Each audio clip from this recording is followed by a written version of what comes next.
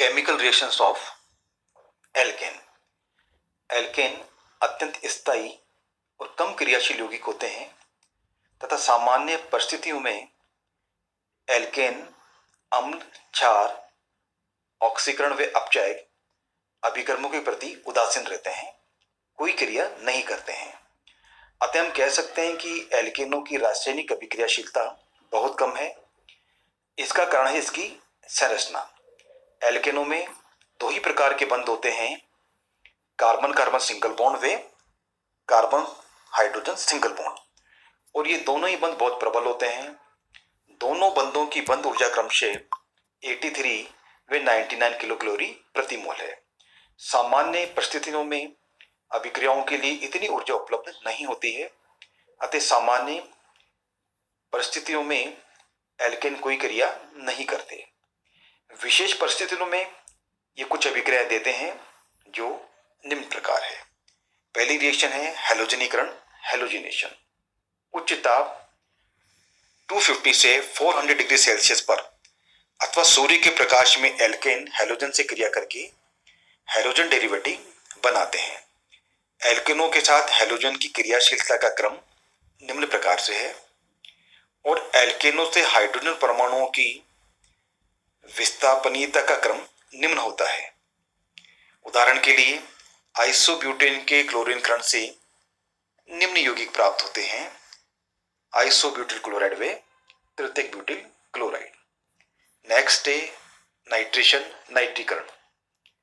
Hydrogen परमाणु का nitro समूह के द्वारा विस्थापन नाइट्रीकरण कहलाता है।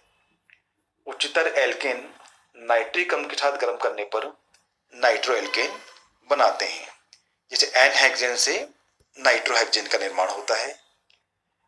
हाल ही में वाष्प अवस्था में नाइट्रीकरण की तकनीक का विकास हुआ है, जिससे निम्नतर एल्केनों का नाइट्रीकरण भी संभव हुआ है। एथेन से नाइट्रोएथेन की प्राप्ति इस प्रकार है। उच्चतर ताप पर एल्केनों का आंशिक बंध विदलन होता है, जिससे नाइट्रो एल्केनों का मिश्रण प्राप्त होता है। हैलोजनीकरण की भांति नाइट्रीकरण भी मुक्त मूल्य क्रियाविधि के द्वारा संपन्न होती है। नेक्स्ट है सल्फोनेशन, सल्फोनीकरण। सल्फोनिक अम्ल SO3H समूह का हाइड्रोजन विस्थापन की अभिक्रिया को सल्फोनीकरण कहते हैं। उच्चतर एल्केन सदुम सल्फ्यूरिक अम्ल के साथ उच्च ताप पर क्रिया करके एल्केन सल्फोनिक अम्ल बनाते हैं। एन हेक्सेन से हेक्सेन सल्फ्यूरिक अम्ल का निर्माण इस प्रकार होता है। निम्नतर एल्केनों का सल्फोनीकरण नहीं होता, इसकी क्रियाविधि भी मुक्त मूलकों के द्वारा संपन्न होती है। नेक्स्ट है क्लोरोसल्फोनीकरण, क्लोरोसल्फोनेशन। प्रकाश व pyridine उत्प्रेरक की उपस्थिति में एल्केन क्लोरोसल्फोनिक अम्ल के साथ क्रिया करते हैं, जिसे एल्केन का H परमाणु क्लोरोसल्फोनिक अम्ल समूह द्वारा विस्थापित हो जाता है। यह अभिक्रिया भी मुक्त मूलक क्रियाविधि के द्वारा संपन्न होती है।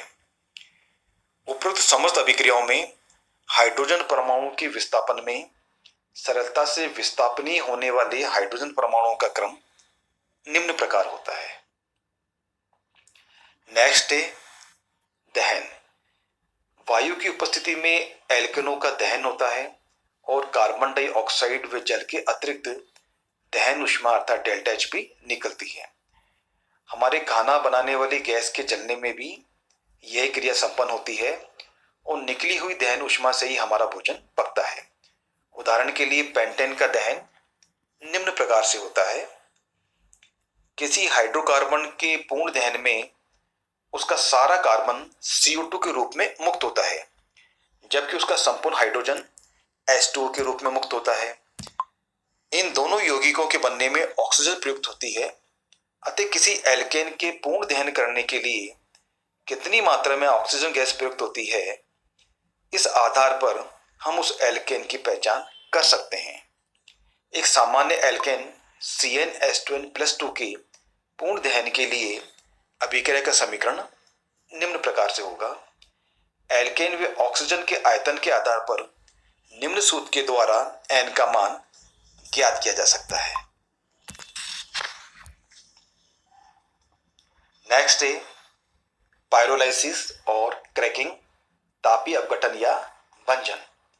जब उच्च ताप 400 से 600 डिग्री सेल्सियस पर एल्केनों को गर्म किया जाता है तो ये अपघटित होकर निम्नतम हाइड्रोकार्बन बनाते हैं। इस क्रिया को तापीय अपघटन कहते हैं। उदाहरण के लिए प्रोपेन का तापीय अपघटन निम्न प्रकार से होता है।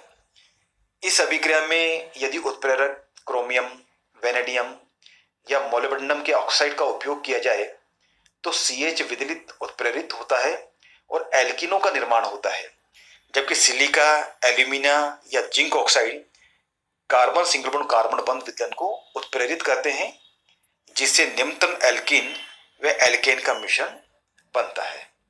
नेक्स्ट है आइसोमराइजेशन, समव्यवीकरण। सीधी श्रृंखलायुक्त एल्केनों को यदि निर्जल एल्यूमिनियम क्लोराइड व HCl अथवा निर्जल AlBl3 व HBr के साथ उच्च दाब 35 एटमॉस्फेयर पर 200 डिग्री सेल्सियस तक गर्म किया जाए तो ये समावेवीकृत होकर शाकित एल्केन में समावेवीकृत हो जाती है। यह अभिक्रिया पेट्रोलियम उद्योग में काफी महत्वपूर्ण है। यदि किसी एल्केन में तृतीयक हाइड्रोजन परमाणु हो तो वह एसीटोन से अभिक्रिया करके तृतीयक एल्कोहल बनाता है। अभिक्रिया सांद्र सल्फ्यूरिक अम्ल की उपस्थिति में संपन्न होती है। यदि 6 अथवा इससे अधिक कार्बन परमाणु वाले एल्केनों को उच्च दाब पर उत्प्रेरक क्रोमिक ऑक्साइड व एल्यूमिनियम ऑक्साइड की उपस्थिति में गर्म किया जाए तो एरोमेटिक यौगिक बनते हैं, जैसे N-हेप्टेन से टॉल्यूइन की प्राप्ति होती है। नेक्स्ट है ऑक्सीकरण, ऑक्सीडेशन। एल्केनों का पूर्ण ऑक्सीकरण तो इनका दहन है, जिसका विवेचन हम कर चुके हैं।